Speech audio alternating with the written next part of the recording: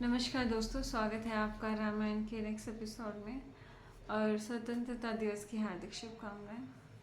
चलिए आगे की कथा देखते हैं। शत्रुहंता वीर लक्ष्मण सुग्रीव के लिए श्री राम का आदेश लेकर उनकी आज्ञा से अत्यंत रमणीक किष्किंधापुरी में प्रविष्ट हुए। वहां द्वार पर खड़े हुए विशालकाय एवं महान बलवान वानर लक्ष्मण जी को देखते ही हाथ जोड़कर खड़े हो गए। श्रीमान लक्ष्मण ने रत्नों से सुशोभित दिव्य पुष्प वालों उद्यानों से युक्त अनेक उत्तम वस्तुओं से परिपूर्ण विशाल एवं मनोहरी किष्किंधा नगरी को देखा। वह नगरी विशाल राजमहलों से परिपूर्ण देवगृहों यज्ञशालाओं और से युक्त अनेक प्रकार के बाजारों वाली, यह सब वस्तुओं में फल देने वाली और पुष्पित वृक्षों से सुशोभित थी। उस नगरी में राजमार्ग के दोनों ओर लक्ष्मण जी ने अंगद, मैंद, द्विविद, गव्य, गवाश, सूर्याक्ष, हनुमान आदि प्रधान वानरों के अति सुंदर एवं दृढ़ भवनों को देखा। वे भवन श्वेत मेघों के समान प्रकाशमान तथा गंध और मालाओं से सुशोभित थे। वे गृह धन धान्य से परिपूर्ण और सुंदर स्त्रियों से शोभित थे।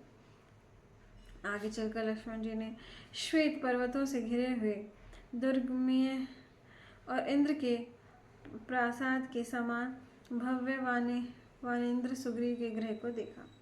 लक्ष्मण ने वानेन्द्र सुग्रीव के रमणीय राजमहल में बिना किसी रुकावट के ऐसे ही प्रवेश किया जैसे महामेघमाला में सूर्य प्रवेश करता है। वानरों से भरी पूरी और अत्यंत सुरक्षित 7 डोरियों को पार कर लक्ष्मण जी ने सुग्रीव के विशाल अंतःपुर को देखा। कि अंतःपुर महल के लिए यूज हो रहा है यहाँ पे ये शब्द।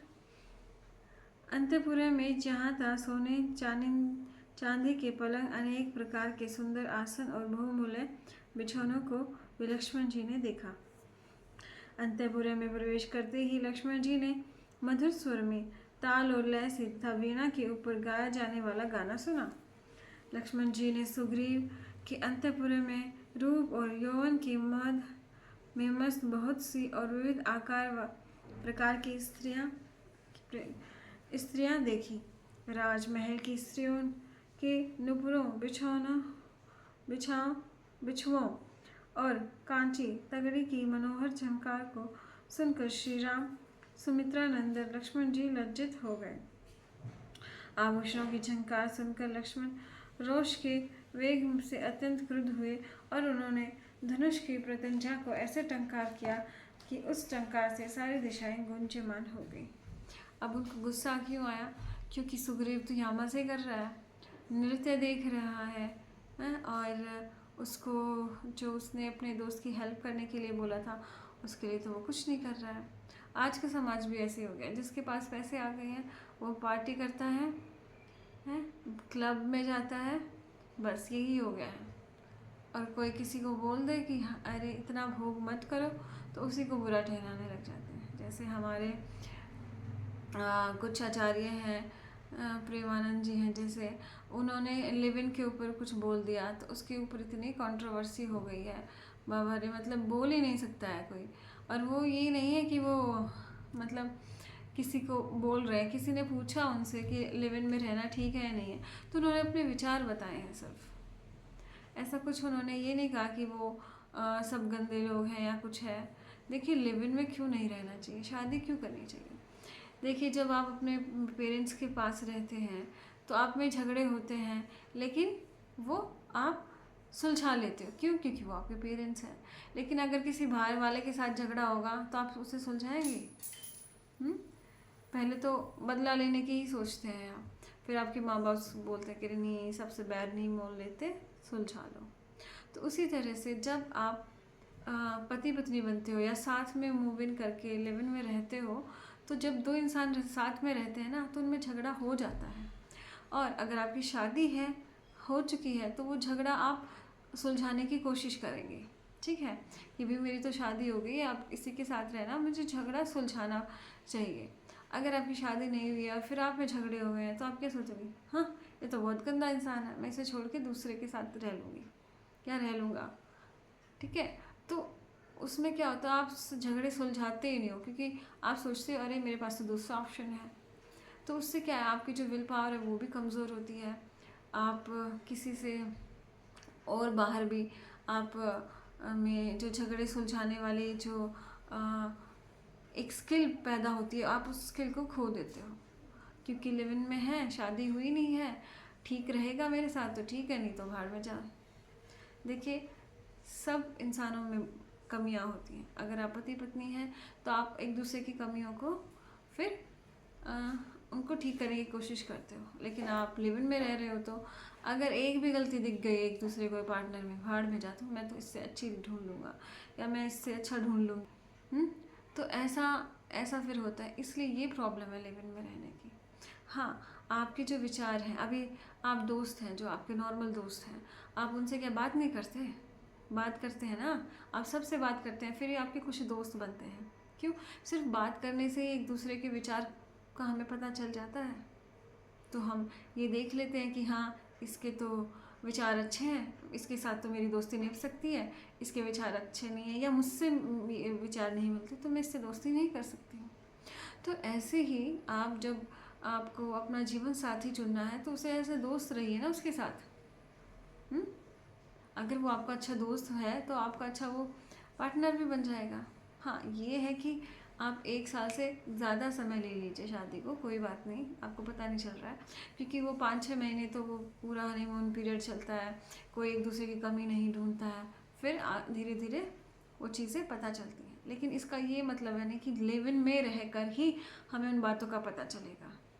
जो टेस्ट ड्राइव वो हम बोल रहे हो वो आ, उसकी कोई ज़रूरत ही नहीं है, क्योंकि आपके विचार मिलने चाहिए और वो आप दोस्त बनकर एक अपने और अपने पार्टनर के बीच में जो आप दूरी है उसको मेंटेन करके आप इस चीज़ को आगे बढ़ा सकते हो।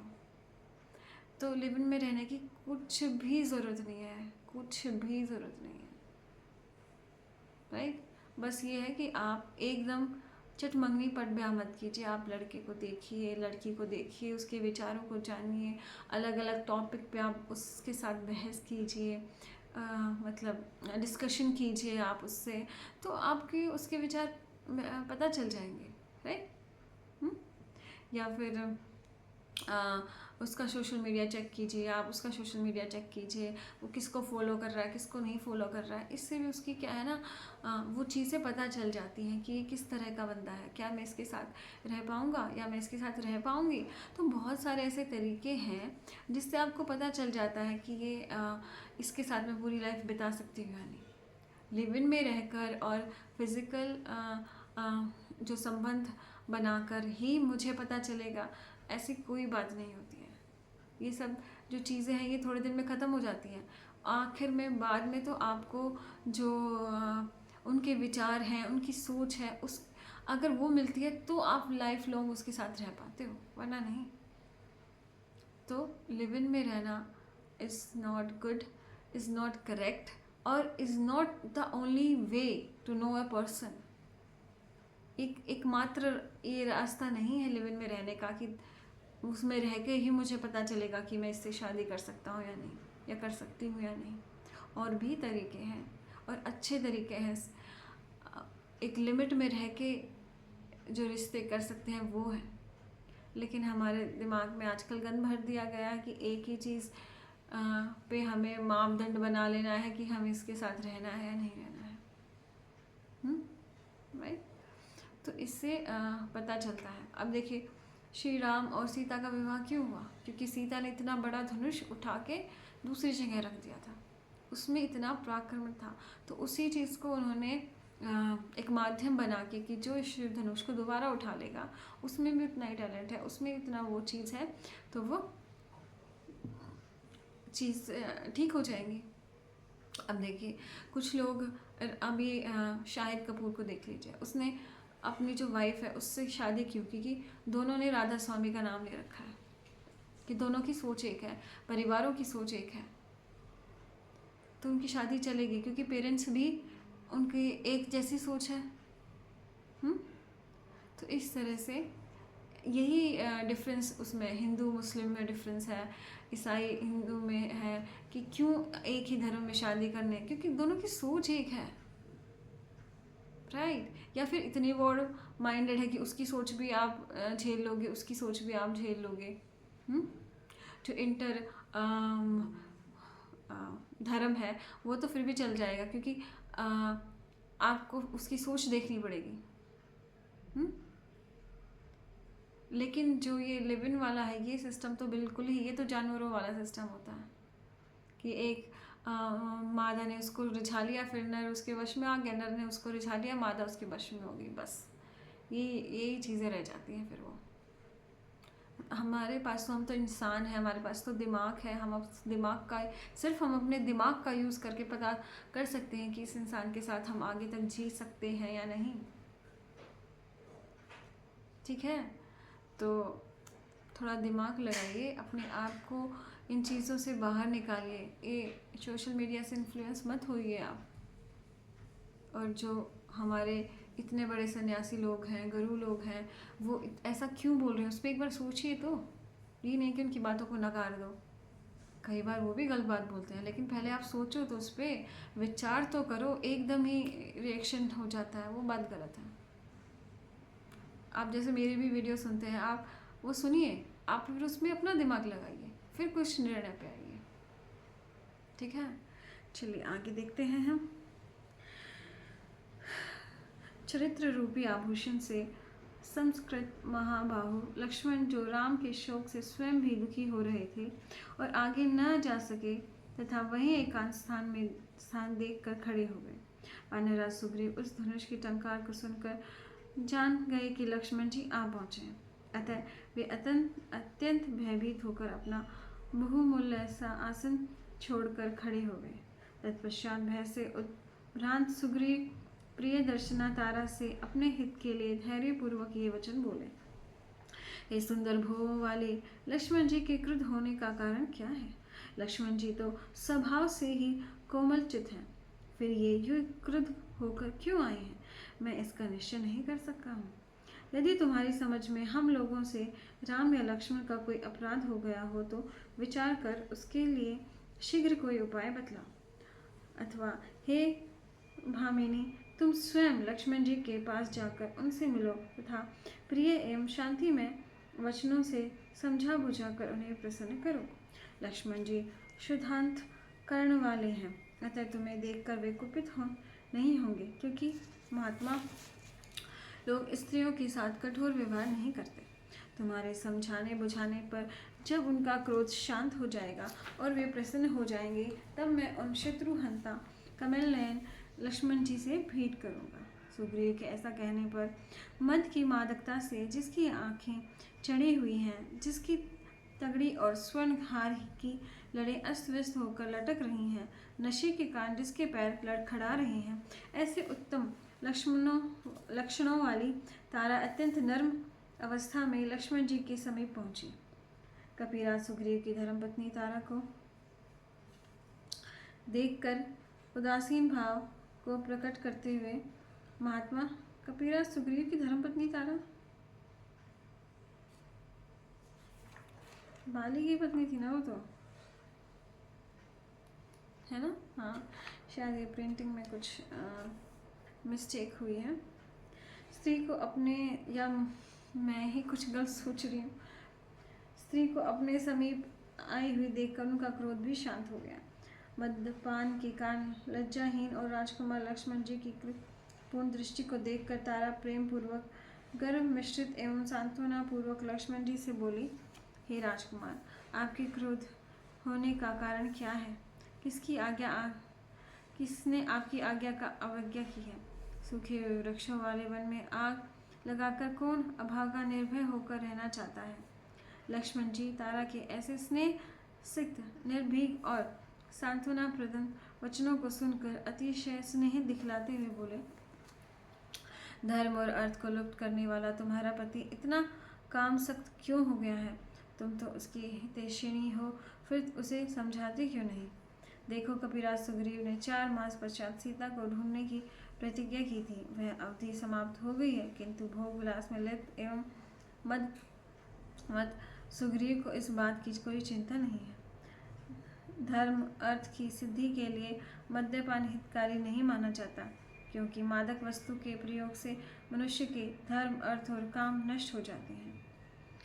उपकारी के उपकार का यदि प्रत्युपकार न किया जाए तो महान अधर्म होता है। गुणवान मित्र के साथ यदि विरोध हो गया या मैत्री टूट गई तो इससे अर्थनाश हो जाता है, बड़ी हानि होती है। तो देखिए अब लक्ष्मण जी ने कितना सही कहा है कि जो मादक पदार्थ हम लेते हैं उनका अगर हम सेवन करेंगे तो हमारा जीवन कष्टमय हो जाएगा। चाहे वो नशा किसी भी चीज़ का हो, सोशल मीडिया का हो या एक सिंपल चाय का ही नशा आपको क्यों ना हो, तो या सुबह लेट उठने का नशा है, सोने का, नींद का नशा है, वो आपको बहुत दुखी करेगा। तो उस दुख से आपको निवृत्ति पानी है तो आप उस चीज़ को तुरंत छोड़ दीजिए। फिर है, उन्होंने बोला है कि अगर आपका कोई मित्र अच्छा है, उसने आप पे उपकार किया और बदले में आपने जब उसको मदद की ज़रूरत हुई तो आपने मदद नहीं की, तो वो उससे भी आपका जो अर्थ है, आपका जो धन है वो नष्ट हो जाता है। क्योंकि ईश्वर ने आपको जो धन दिया है, अगर उसकी आप अच्छे से प्रयोग नहीं करेंगे तो उसका नष्ट ही हो जाता है। धन की तीन ही जो गति है वो होती है, चाहे तो आप उसे दान दे दीजिए, चाहे आप उसे भोग लीजिए, या फिर वो आखिर में नष्ट हो जाएगा। तो इसलिए अपने जो धन, इतनी मेहनत से खून पसीने की कमाई जो आपकी है, उसको आप बहुत ही अच्छे तरीके से इस्तेमाल करें और जीवन में सुख की अनुभूति लें। तो आशा करती हूँ आपको मेरे विचार ठीक लगे होंगे। अगर विचारों में कोई कमी या त्रुटि है तो मुझे ज़रूर बताइए, क्योंकि मैं भी आपसे बहुत कुछ सीख सकती हूँ और मेरा मकसद यही है कि मैं आपको सिखाऊं, कुछ आप मुझे सिखाएं और ये जीवन ऐसे ही आनंद और सुख से भर जाए। बहुत बहुत धन्यवाद। जय श्री राम।